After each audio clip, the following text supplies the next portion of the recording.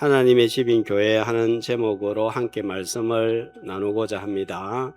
아기가 엄마 품을 떠나서 살 수 없듯이 성도는 교회를 떠나서 믿음 생활을 할 수 없습니다.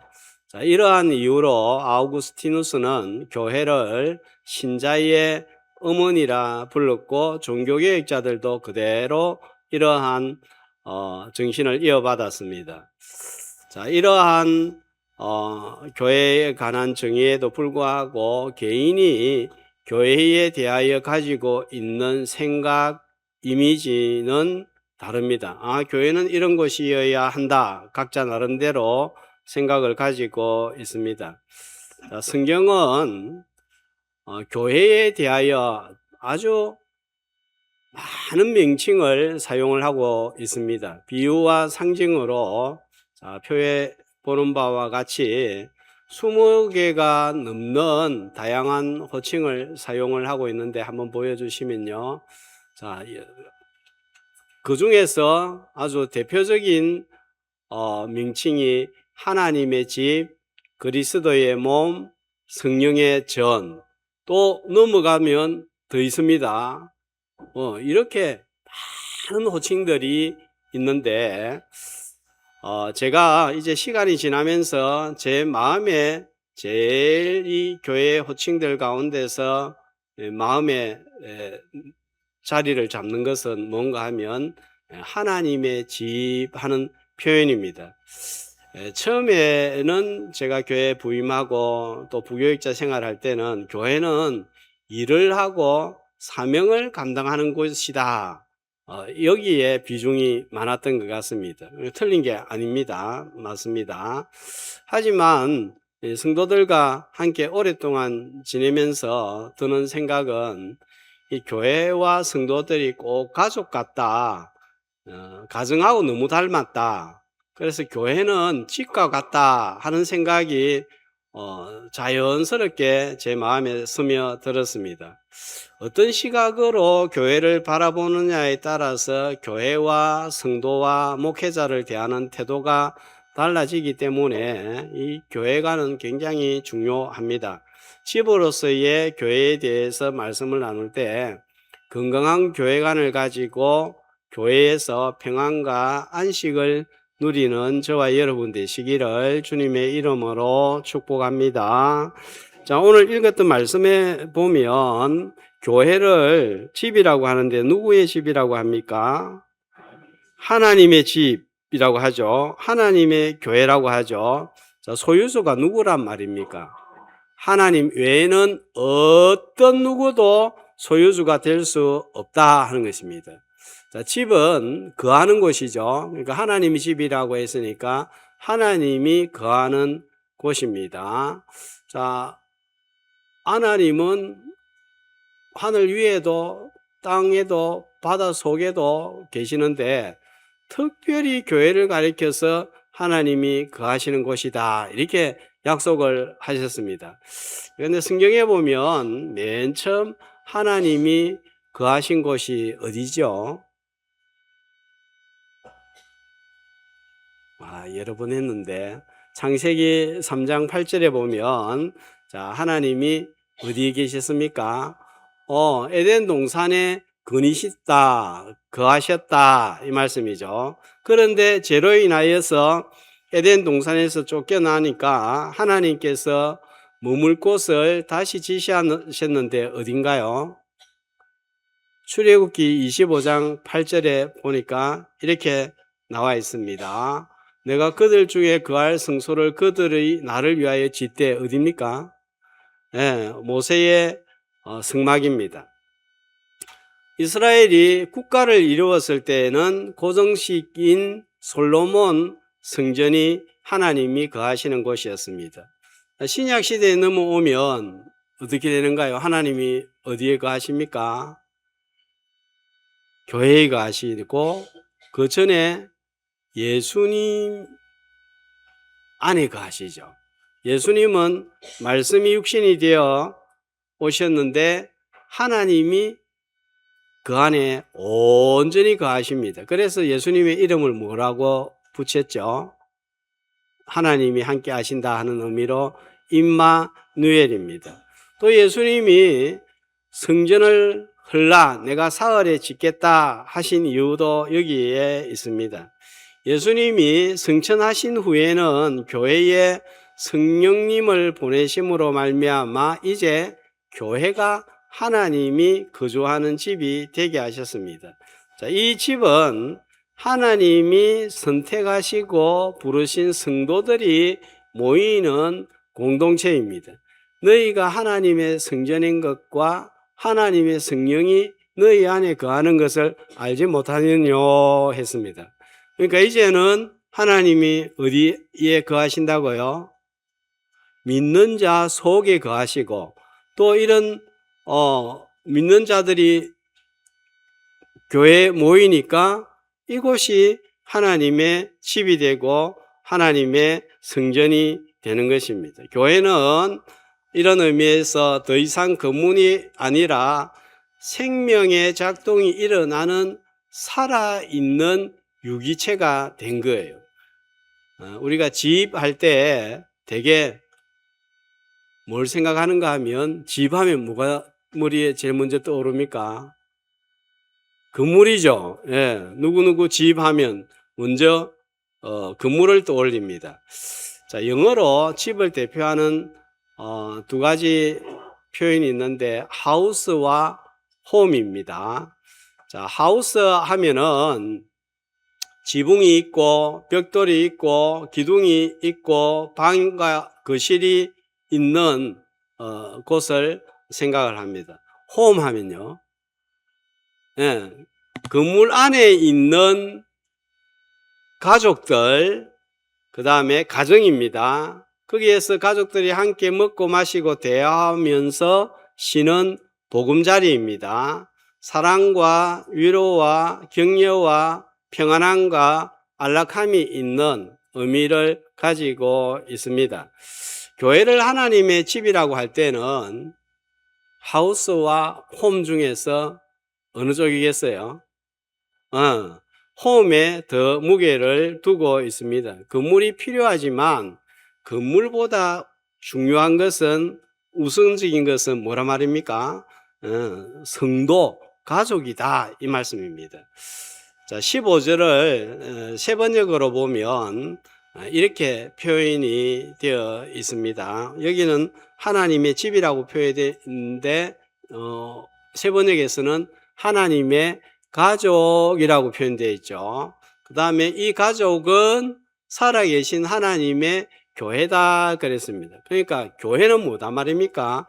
믿는 성도들이 가족을 이룬 공동체다 이 말씀이 되겠습니다. 그래서 요한복음 1장 12절에 보니까 영접하는 자 곧 그 이름을 믿는 자들에게는 하나님의 자녀, 가족이 되었다 말씀하고 있습니다. 외적인 것보다 내적인 것이 우선이고 중요합니다. 건물은 필요 없다 이 말은 아닙니다. 거주할 공간은 필요하지만 건물이 가족은 아니다 하는 것입니다. 제가 두 집을 소개할 테니까 어느 집을 선택하면 좋을지, 어느 집에서 살면 좋을지 한번 택해 보시면 좋겠습니다. 자, 첫 번째 집입니다. 아버지가 능력이 있어서 3년이 지나고 5년이 지나고 10년이 지나니까 넓은 집으로 이사를 하고 좋은 차를 타고 좋은 옷을 입고 여유로운 여가 생활을 즐깁니다. 그런데 아빠하고 엄마하고 같이 사니 못 사니 하면서 맨날 싸웁니다. 형과 언니, 누나는 다투는 부모님의 모습을 보고 마음의 상처를 받고 삐딱선을 탑니다. 동생들은 형, 누나를 보고 배울 게 없다고 합니다. 집에 들어올 마음이 생기지 않고 들어와도 마음이 편치 않고 스트레스가 됩니다. 첫 번째 집입니다. 자, 두 번째 집, 가난합니다. 그렇지만 아버지가 가정으로 수고하는 것을 알아주고 고마워합니다. 부부 간 사이도 좋습니다.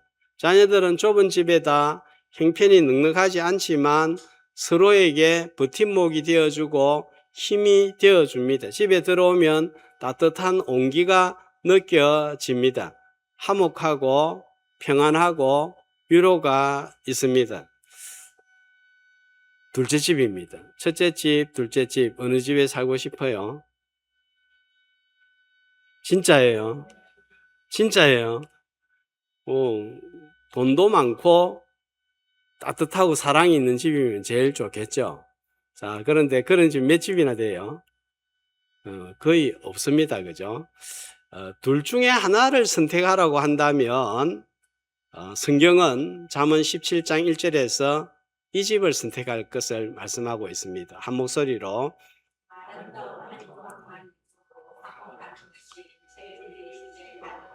다투는 것보다 나으니라. 좀 부족하고 모자라도 맨날 고기 먹지 못하고 살아도 화목한 것이 더 좋다 하는 것입니다.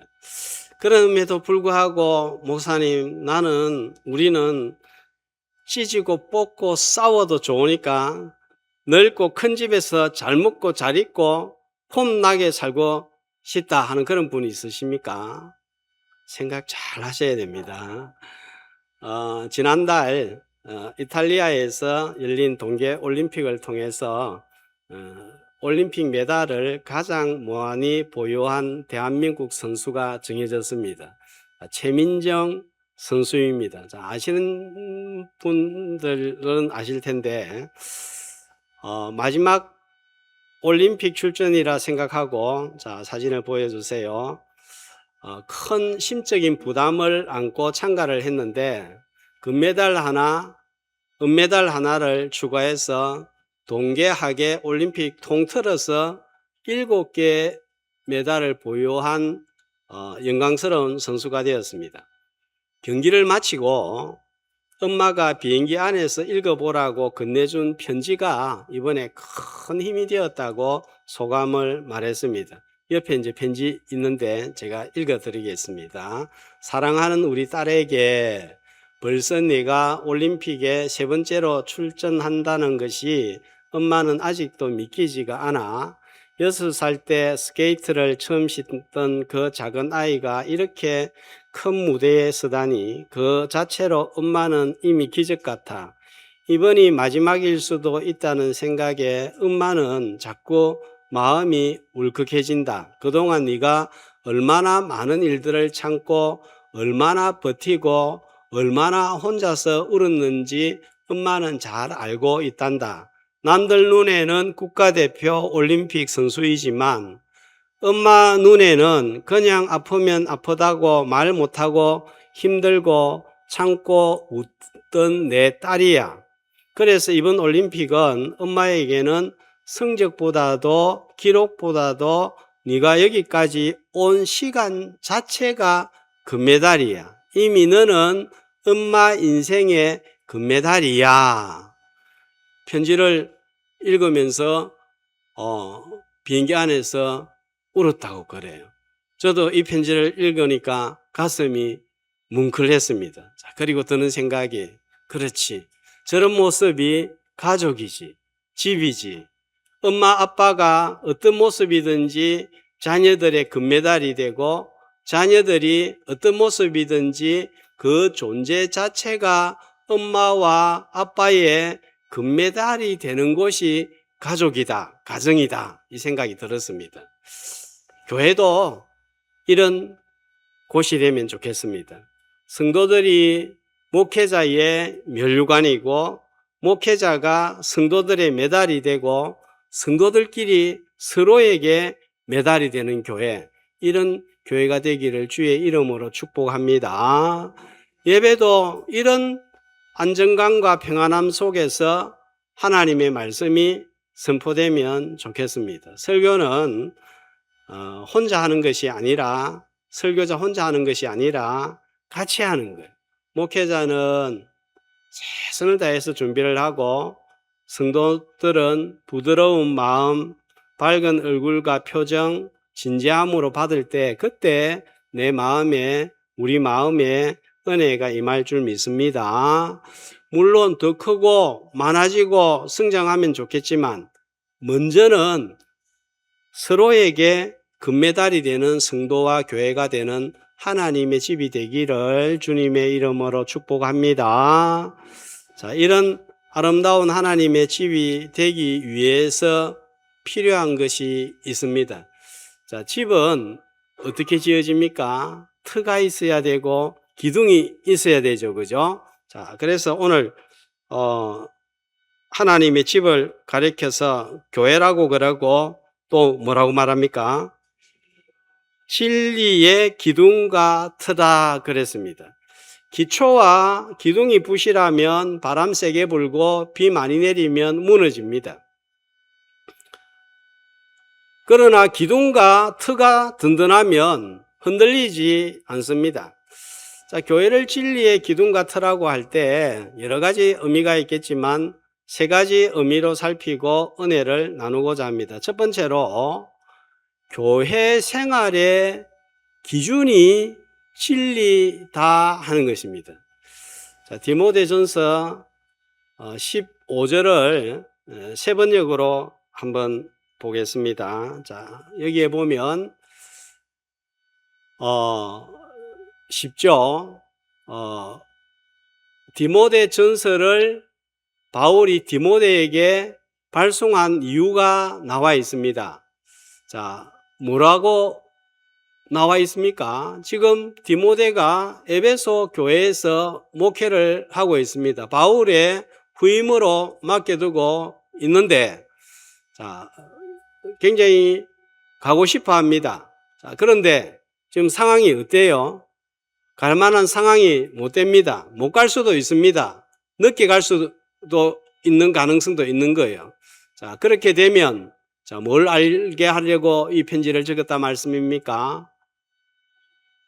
그러니까 하나님의 가족 가운데서 사람이 어떻게 처신해야 하는지를 그대가 알게 하기 위해서, 그러니까 하나님의 교회에서 어떻게 말하고 행동해야 될지를 알려주기 위해서 이거를 기록을 했다 하는 것인데,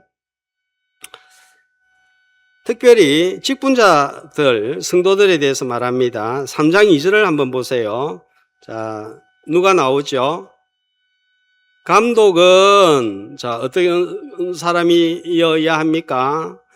쭉 나오는데 뒤에 보니까 신중하며, 단정하며 이렇게 되어 있습니다. 그 다음에 8절에 보면 집사들은요, 정중하고 일구이연, 예, 한 입에서 두 말 안 한다는 거죠. 그 다음에 11절에 여자들은요, 정숙하고 모함하지 아니하고, 예, 자, 모함하지 아니하고 절제하고, 자, 이 전부 다 뭐하고 관련이 되어 있습니까?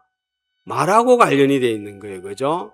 그래서 처신하고 말을 할 때에 교회에서 진리, 말씀이 기준이 되어서 말을 사용할 것을 말씀하고 있습니다. 교회 안에서 말 때문에 마음이 상하고 상처를 많이 받습니다. 그래서 제가 집이나 교회에서 하지 않았으면, 사용하지 않았으면 하는 말들이 있습니다. 자, 어떤 이야기 하면 안 될까요? 교회에서, 집에서. 정치 이야기 하면 안 될 것 같아요. 같은 집에서도 정치 이야기 하다가 싸우는 경우가 있습니다. 뭐 어느 집도 예외가 없을 것 같아요.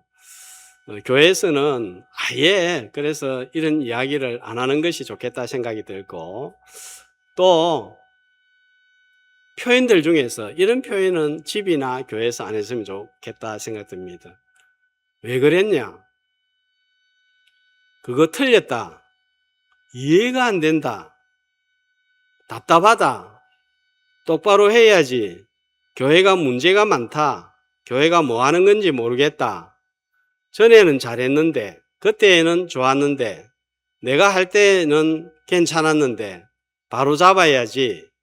자, 이런 말들은 어떤 의도를 가지고 하든지, 이런 말 속에는 무시하는 거, 비아냥거리는 뉘앙스, 사람을 하대하는 거, 너는 틀리고 나는 맞다 하는 이런 뉘앙스가 풍겨나고 가르치려고 하는 냄새가 풍깁니다. 사람들이 가르치려고 하는 거 듣기 좋아하는 사람 아무도 없어요. 상대방이 잘못했기 때문에 죄송합니다, 알겠습니다, 미안합니다 라고 앞에서는 말할지 모르지만 마음은 그러면 그 사람에게서 떠나가는 거예요.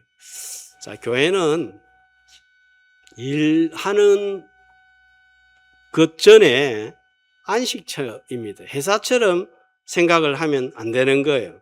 불평하고 비난을 할 때에 직장 회사에서도 그렇게 나는 말할 수 있는가?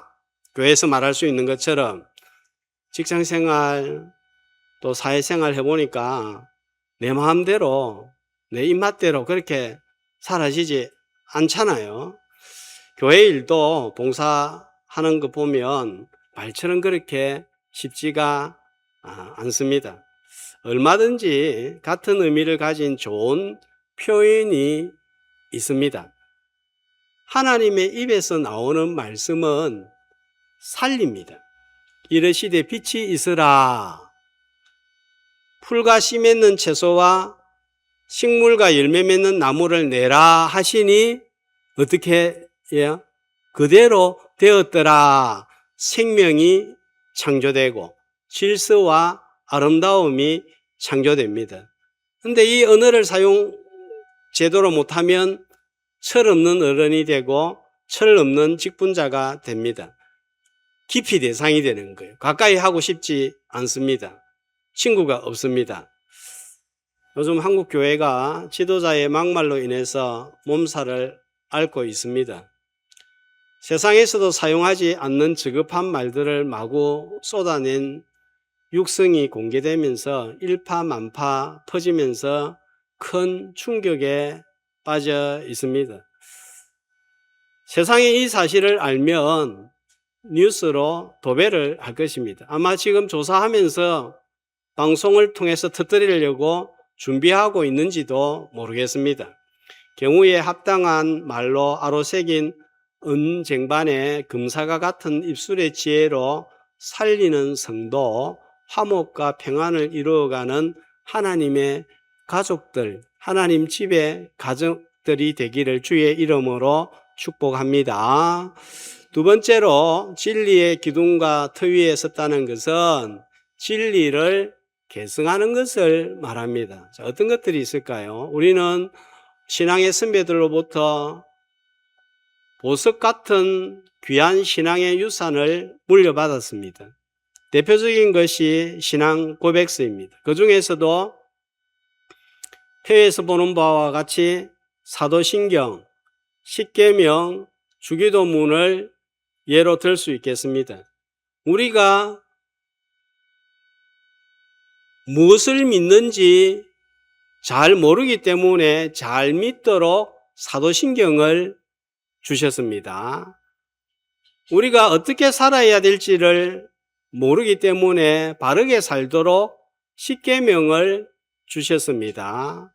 그리고 우리 인생의 목적이, 비전이 뭔지 모르고 방황하기 때문에 인생의 비전으로, 소망으로 주기도문을 주셨습니다. 그래서 사도신경은 우리가 무엇을 믿는가, 믿음에 관해서 나와 있고, 십계명은 어떻게 살아야 됩니까? 사랑으로 살아야 되는데 하나님을 사랑하면 반드시 사람 사랑으로 나타난다 하는 것입니다. 주기도문은 우리의 소망이 무엇입니까?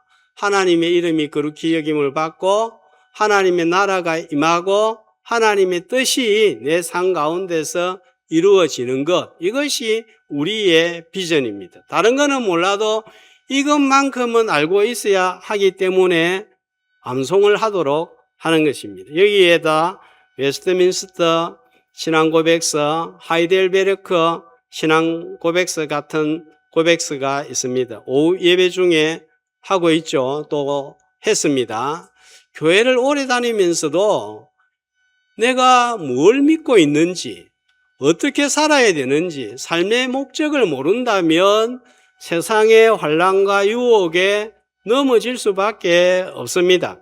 진리의 기둥과 터 위에서 먼저 내가 서고 우리 자녀들에게 이 믿음을 계승하고 우리 교회 주일학교가 세워질 수 있기를 주의 이름으로 축복합니다.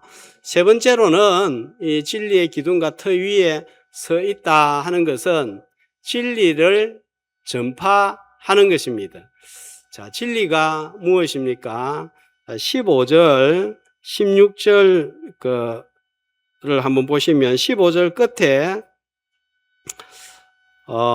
이 집은 살아계신 하나님의 교회요 진리의 기둥과 터니라 크도다 경건의 비밀이여 그렇지 않다는 이 없도다. 이 부분이 조금 번역이 어색한데 그래서 조금 자연스러운 번역은 이런 것입니다. 한번 보여주시면요. 자, 진리의 기둥과 터와 경건의 비밀이 크지 않다고 하는 자가 없다. 이런 의미가 되겠습니다. 진리의 기둥과 터와 경건의 비밀이 무엇입니까? 자, 진리가 무엇입니까? 자, 뒤에 보니까 어떤 단어가 나옵니까? 그는 이렇게 나오죠. 그죠? 자, 그는 누구를 가리킵니까? 예수님입니다. 그러니까 예수님이 진리시다 하는 것입니다. 자, 그리고 경건의 비밀은 예수님과 구원 사역을 가리키고 있습니다. 자, 그래서 6가지가 예수님과 예수님의 사역에 대해서 나와 있는데 한 단어씩 살펴보면 자, 육신으로 나타난 바 되시고 세자로 하면 뭡니까? 성육신이죠. 예, 말씀이신 하나님이 육신을 입고 이 땅에 오신 성육신. 그 다음에 영으로 의롭다 하심을 받으시고 이건 우리 죄를 위해서 십자가에 죽으시고 성령의 능력으로 부활하심으로 의롭게 되신 것입니다. 그 다음에 예수님은 이 구원의 사역을 이룸에 있어서 천사들에게 보이시고 천사들이 수종된 것을 말합니다. 자, 언제 천사들이 예수님 사역에 나타났지요? 예수님이 태어나기 전에 마리아와 요셉에게 태어날 것이다 알려주는데 이걸 내자로 뭐라고 그러죠? 예수님이 태어나실 것을 미리 알려주는 것, 수태고지라고 하죠. 그 다음에 또 천사가 언제 나타났습니까? 시험 끝나고 난 다음에 천사가 수종들더라 이렇게 나와 있습니다.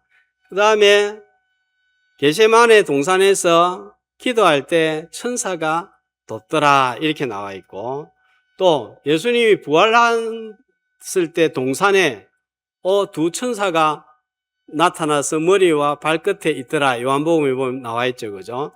자, 이렇게 예수님이 하나님의 구원 사역을 이루는데 천사가 수종된 것을 말씀하고 있습니다. 그 다음에는요, 이렇게 예수님이 나타나시고 끝난 게 아니죠.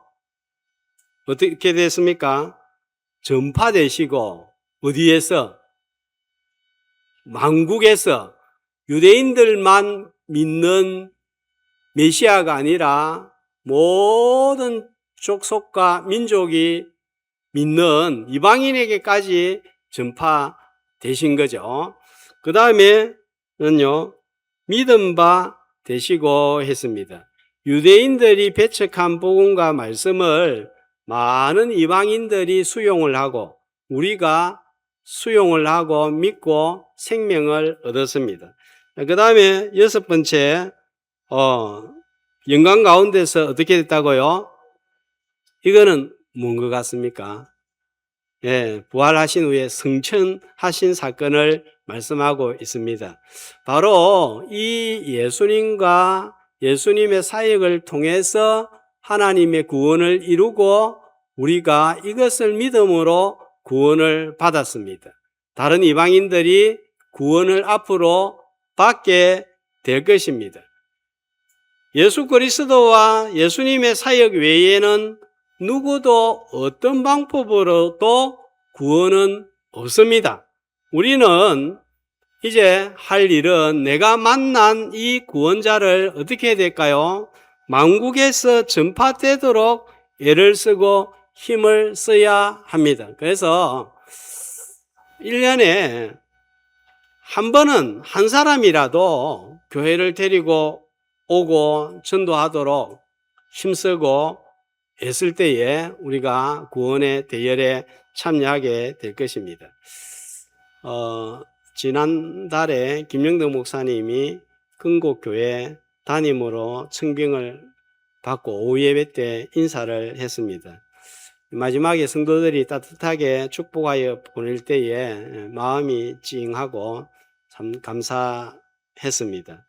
사모님은 물론이고 표현을 잘 하지 못하는 김 목사님도 눈시울을 적셨습니다. 함께 있는 동안 우리하고 맞지 않는 부분이 있었던 것이 사실입니다.